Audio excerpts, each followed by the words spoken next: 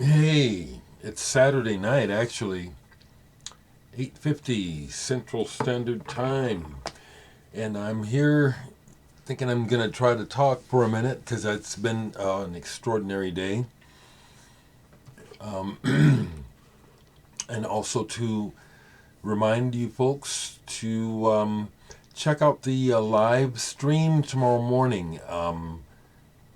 It'll be at it'll be at 11 Central Standard Time, my time, which means it's whatever your time. I think 11 and it's 8 out on the West Coast because that's where he's at in the Bay.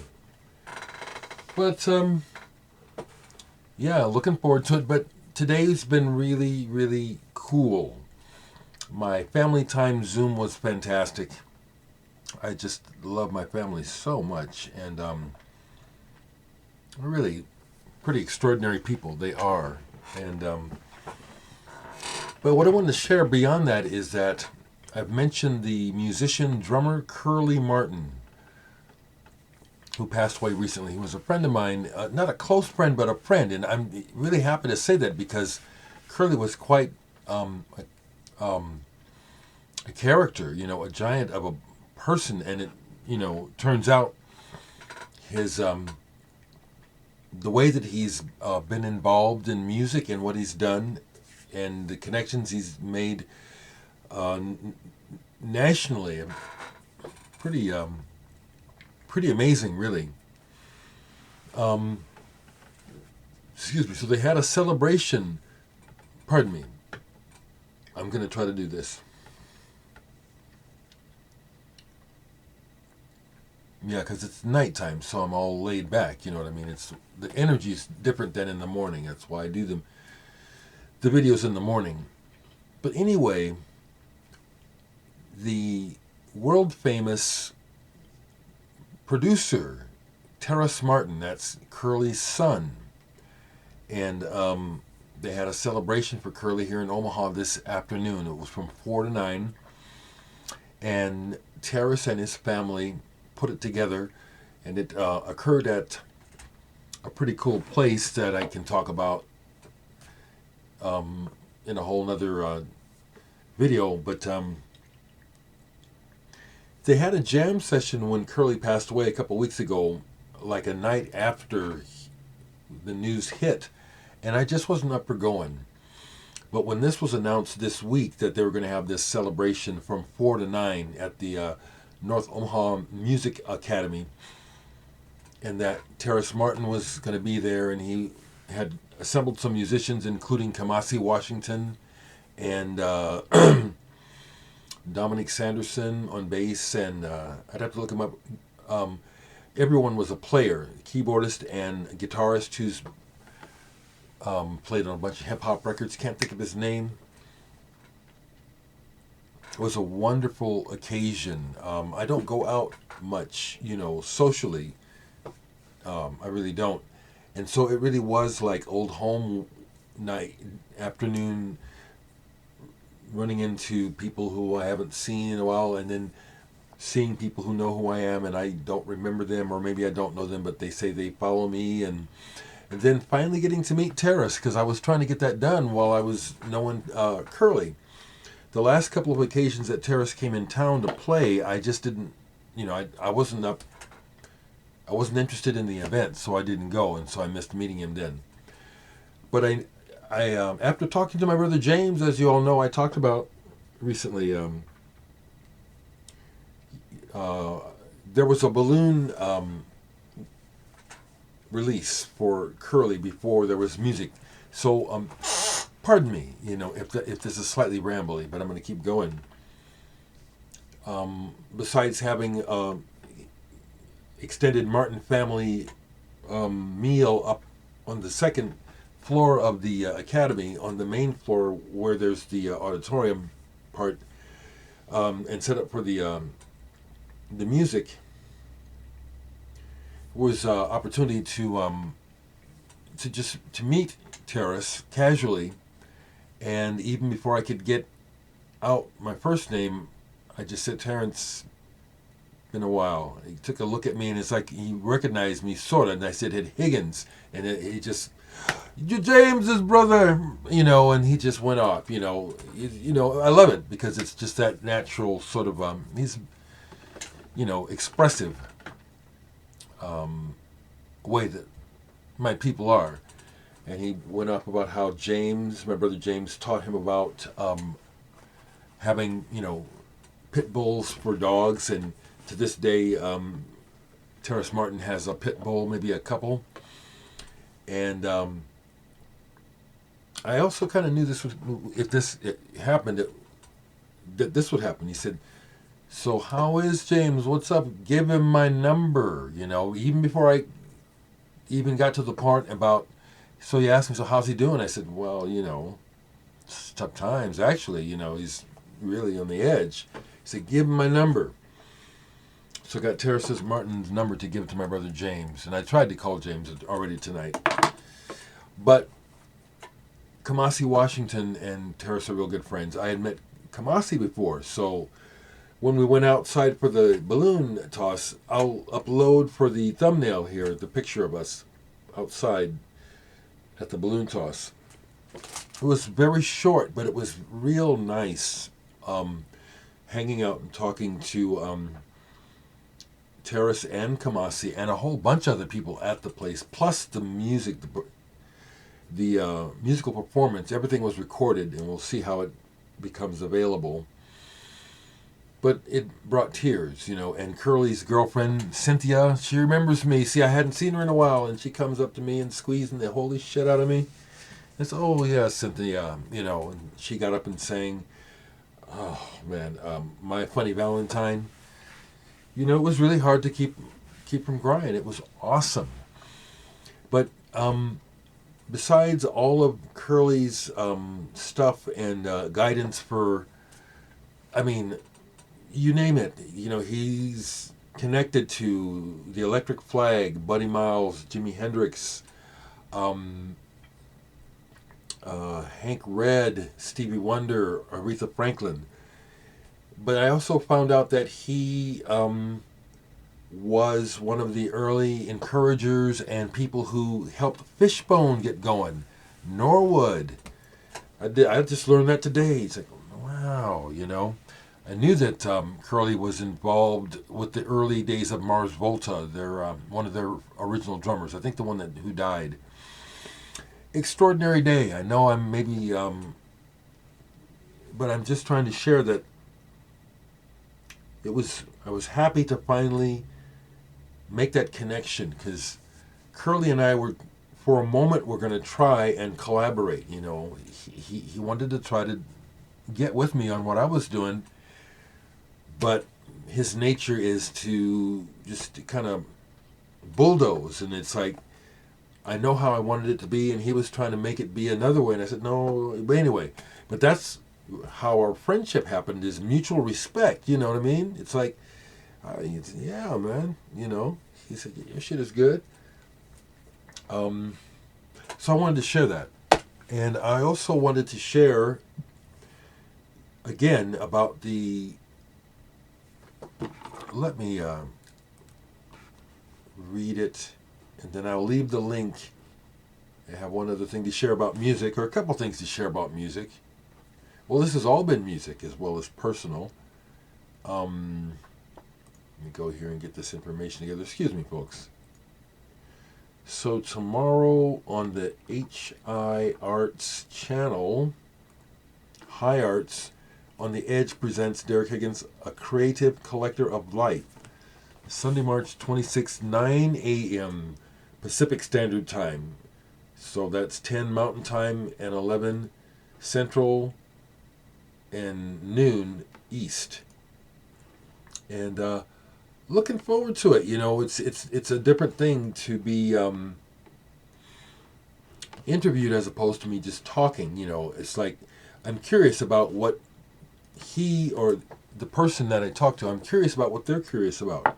Oh, and that reminds me that I heard from Jonas Samuelson, and he says, yes, I saw the video. Yes, I could put our conversation before the others. I just have to send tell them, but please promote the conversation as much as you can.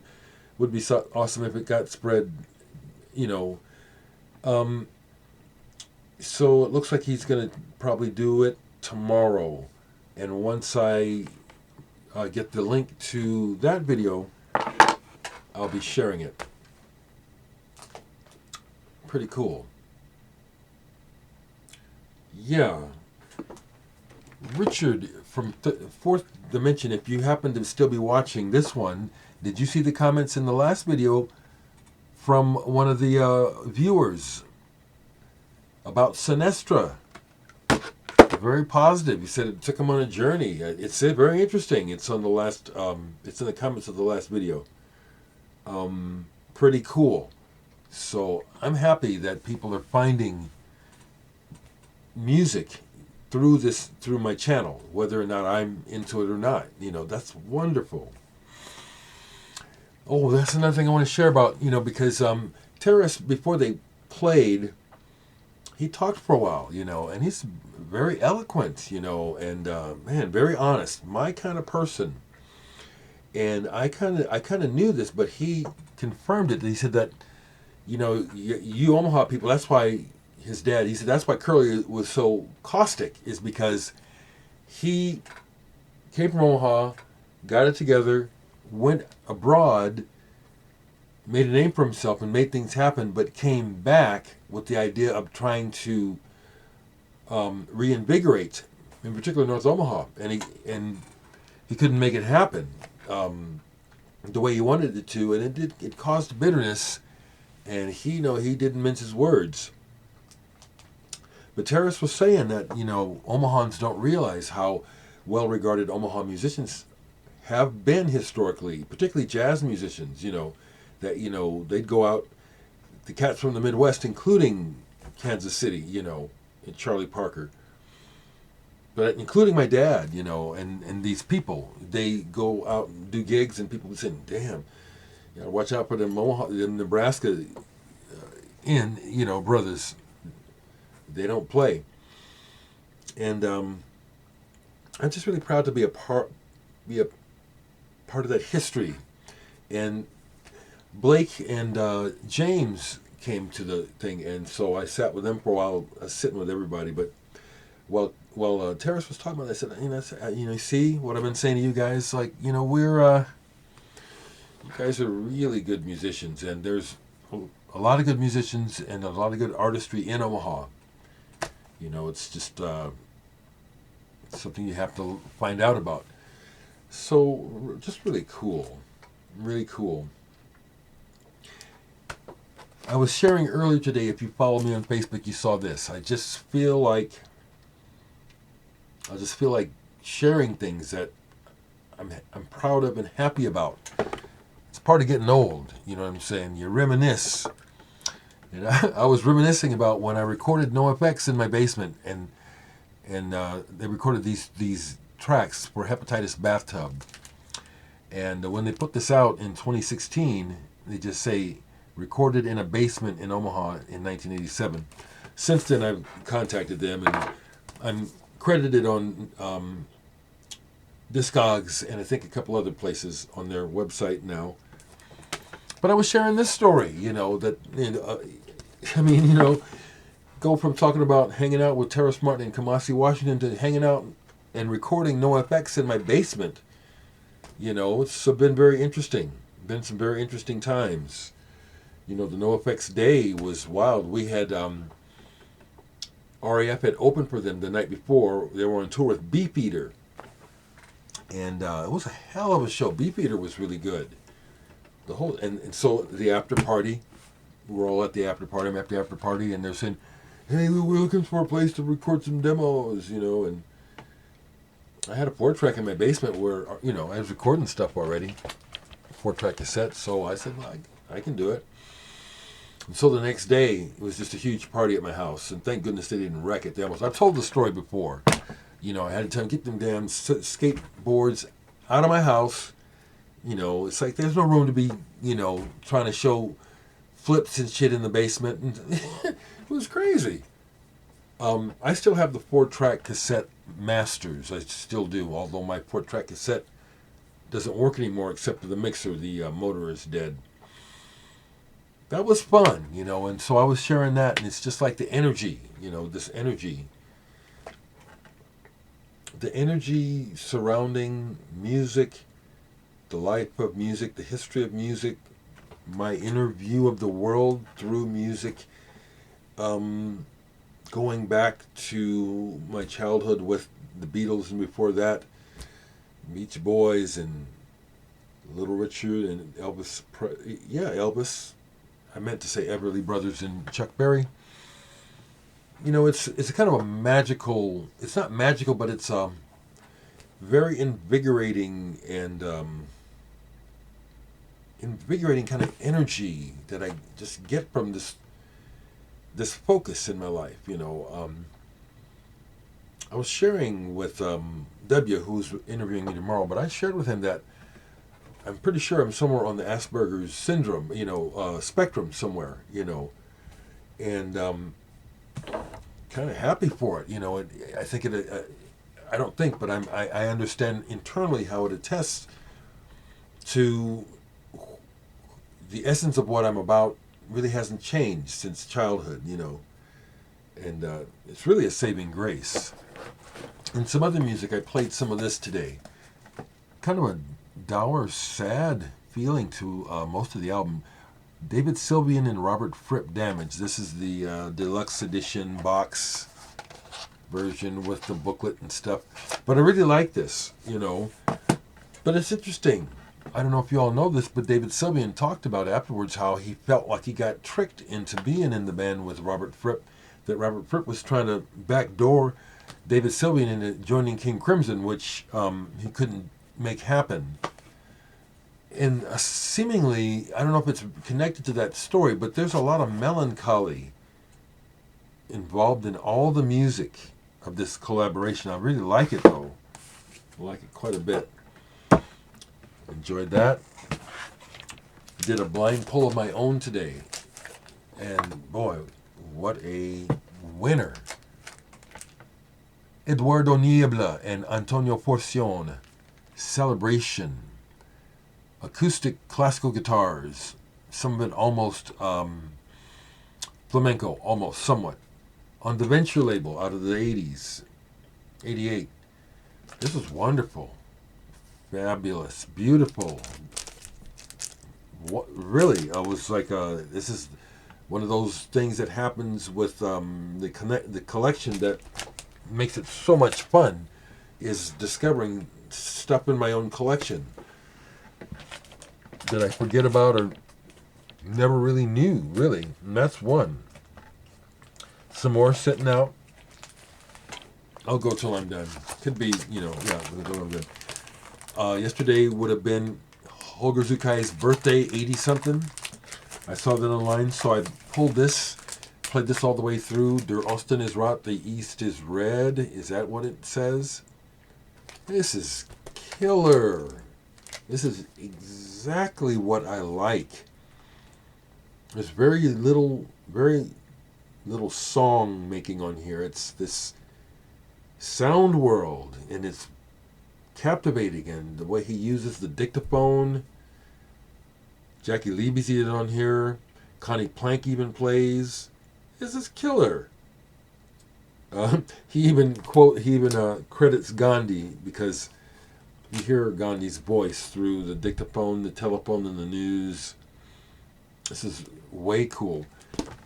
And then I played this because this one was when I first got it, it was kind of hard to get into, but really dug it yesterday. Radio Wave Surfer, Holger Zukai. If I understand, this is from, it was side one is recorded live. Yeah, both sides are live. Very cool. This one kind of reminds me of the band Cassaber. If you ever heard of Cassaber. Cassaber is related somewhat to Henry Cow. And then I have this out, but I didn't play it yesterday. Full Circle. This is really good though, with Jaw Wobble and Jackie. But the other thing I played yesterday that was just killer. Kenny Wheeler, New High.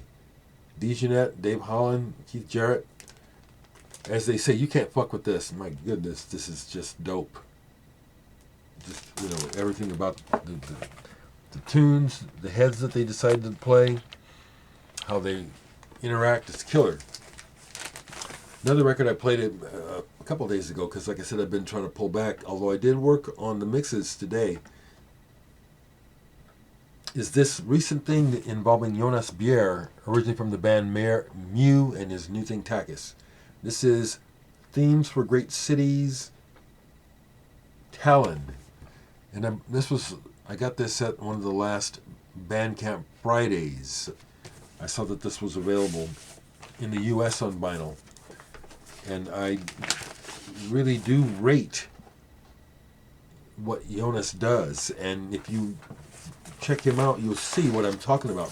This is really good. It's a live performance with several other musicians, and it's really good. It's just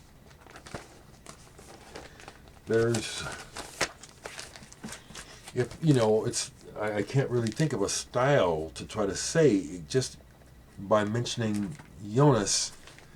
That doesn't really do it. This is really good. Really good. This is really good. Music. Fabulous. Love the music. Okay, I got a couple more here. Eilif. I believe it's a German band. Rainer Bruninghaus, who ended up playing with Eberhard Weber for quite a while and other musicians.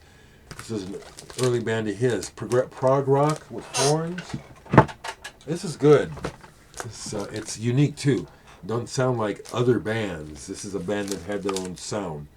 I think they have a couple of albums. Only have this one, Reissue. And this recent British progressive jazz release finally got all the way through it. It's a 3-sided, one each side affair. This is dynamite. And the third side in particular is Thoughts to Jeff, version number 2. They get it going on here. Keith Tippett with people that ended up playing with Soft Machine on horns on here, and Jeff Klein on double bass. This is killer. This is excellent. I'm glad how long this time? Live, 1970. Man, if you can get a hold of this, highly recommended. Killer. Is that it? Well, I finally got to listen to this, the pop sound, and I was remarking as I listened to it how this was totally about what teens were into at that time, 1970. Starts off with pure boogie with Rory Gallagher, and Rory Gallagher is, I understand how good he is. I don't have any records anymore. I used to have a taste. It's just too bluesy for me, but I understand. And then listening to the programming of this album, how it goes through that, and we finally get to some Who, and then some Jack Bruce, and then finally the obscure psychedelic band Euphoria. This is a real good program, and pretty cool. I like these old compilations quite a bit. So that was a good listen. I tried to listen to this piano music by Gurdjieff, by G.I. Gurdjieff and Thomas D. Hartman, with Ilan Sikrov on piano. Journey to Inaccessible Places and Other Music, composed by Gurdjieff and this other guy.